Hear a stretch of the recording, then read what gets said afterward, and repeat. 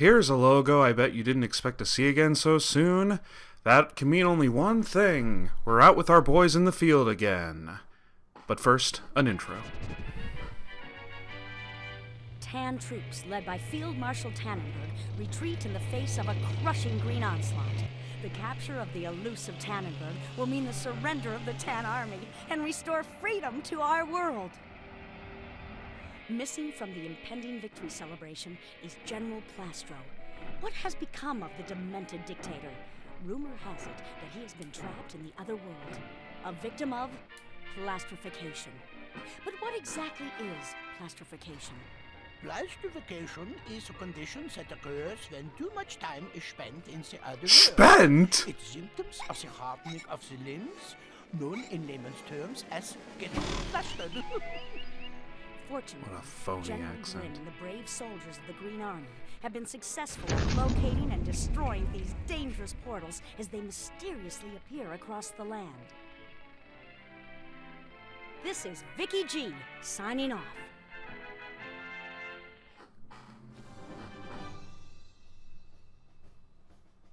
All confident and cocky, are we? Bragging to your sweethearts about your heroics and how you won the war, huh? No, sir. No, sir. No, sir. I can't hear you! No, sir! Some more! Let me assure you that this war is not over. Not until Sergeant Hawk says so. Not until every last tan tank is destroyed. Riff gonna play him a little tune in the key of B for bazooka, baby. Not until every last tan soldier is melted. Yes, Sarge. Scorch is gonna melt the tan to a bubble. Like that. Over! Not until you. I wonder how it feels for Jim Cummings to have a long conversation with himself, basically. And not until every last portal is destroyed. Are you listening, Travis? Absolutely, dude. Okay. And not until Tannenberg is captured. You understand what I'm talking about, Vic? Oh, yeah, cause let me remember the... Okay, Canada's bad, but green's good. Huh, right. Sarge, what?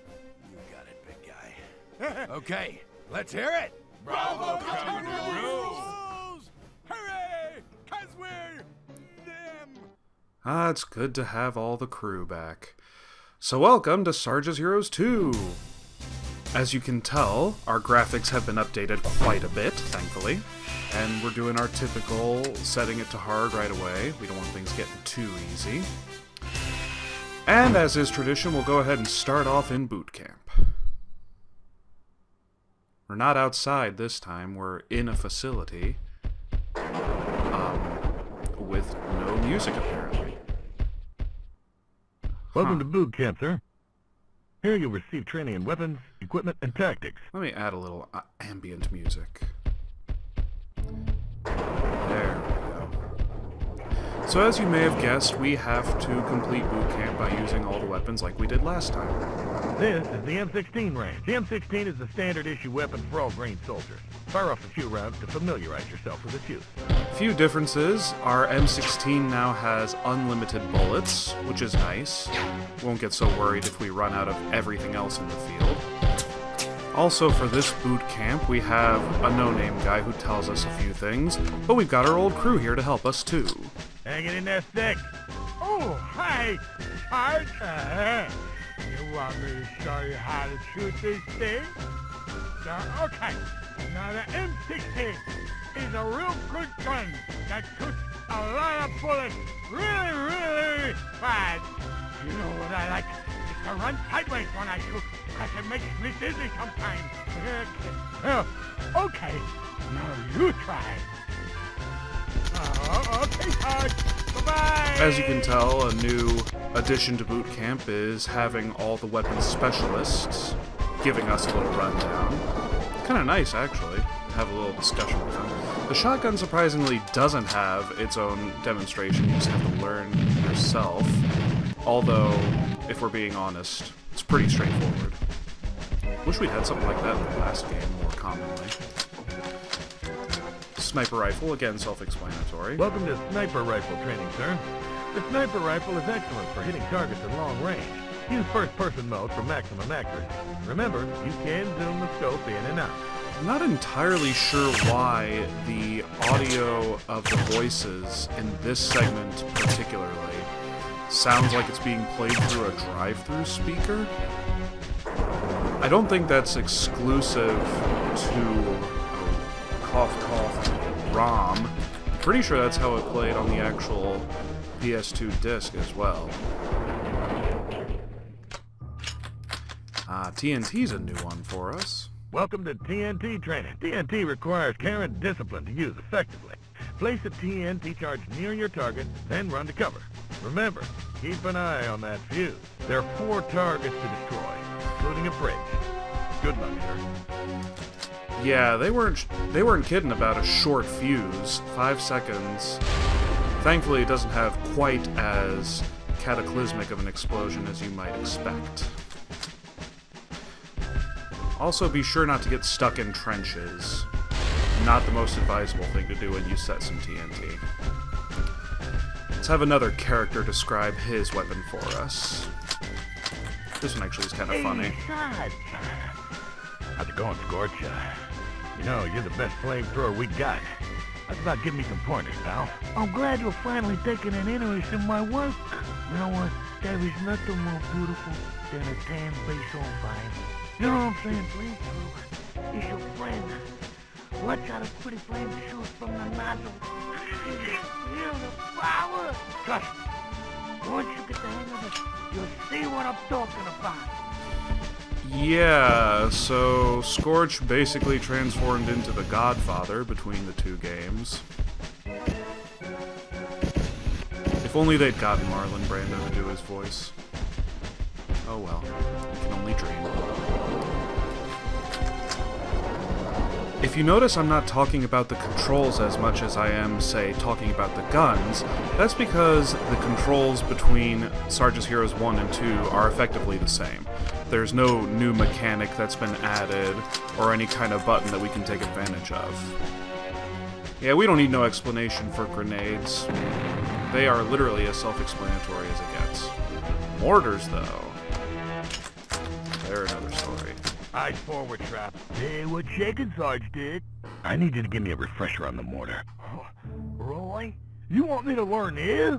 Far out. Okay. First, you hold down the trigger. That's like where the mortar rat is gonna go out kicking in it. So, you just release the trigger to let her fly, dude. If I were learning from Trap in the field, I would probably put the mortar round right up my own skull. That was literally as annoying as he could possibly be, I think. I don't know why they decided to make him that way. Okay. Later, dude. Probably similarly to Scorch, though. They told him to over-exaggerate the voices. My personal favorite now, the explodey guns.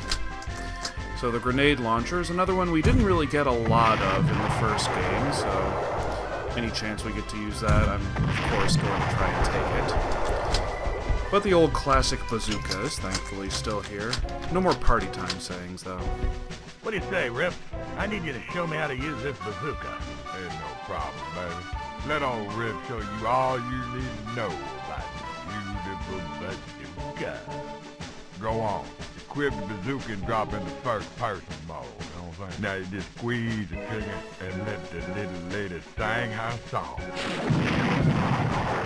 I mean, they couldn't have made Riff any bluesier in this version either. Yeah. I'll see you on the battlefield, bye. It'd be a little more sad if it wasn't so actually kind of funny. But now that we have all the guns down, we are indeed going to go through our last, most devastatingly difficult part, actual target practice. But I'll give you a little tip. You could stand here all day like a ponce and just shoot at these things, or you could walk right up to them and then back away. And the range is complete. Ha! And who says Sarge wasn't an honest man?